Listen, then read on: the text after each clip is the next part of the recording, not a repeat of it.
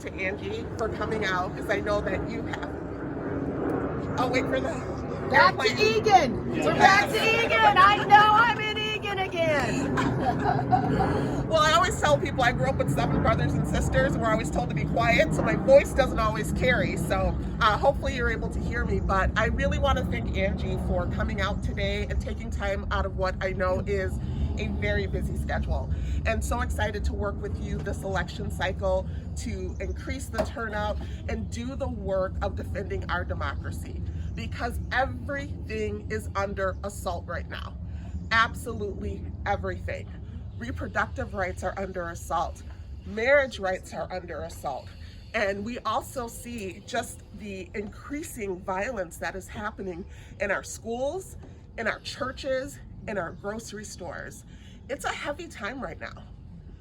Seeing what happened in Buffalo, and I don't want this to get lost in the discussion about gun reform, but in Buffalo, there were people who were hunted simply for the color of their skin. It was premeditated. He looked for the community that had the most Black people, drove 2 hours to that grocery store. And what's really chilling is there's video evidence of him almost shooting a white person, apologizing to them, and then going on to kill other Black people. And so understanding what is at risk within this election, I mean, for years I've been saying this is the most important election of our lifetime, but people's life and their liberty are at stake. And as a mom and as a grandmother, we have to do absolutely everything that we can do to ensure that the future for our kids, the future for our grandchildren, and their future descendants can be better than what we are experiencing right now. Because what's going on right now cannot continue. There's a Moms Demand action shirt right there, and I was talking to this just this morning. As a freshman legislator, I carried the red flag bill. And as a freshman, not even knowing where the bathroom was, it was a big lift to carry that bill.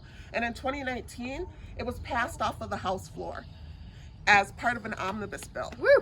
And then just a year later, I did the work so that it could pass off the House floor as a standalone bill. We were able to do the work to get the votes. And it is past time for that red flags bill to pass. Absolutely. There's also a background checks bill that Representative Pinto has been carrying for years.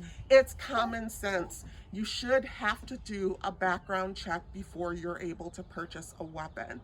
And if you have to be 21 to purchase cigarettes, if you have to be 25 before you can rent a car, why do we not have an age limit on buying assault rifles?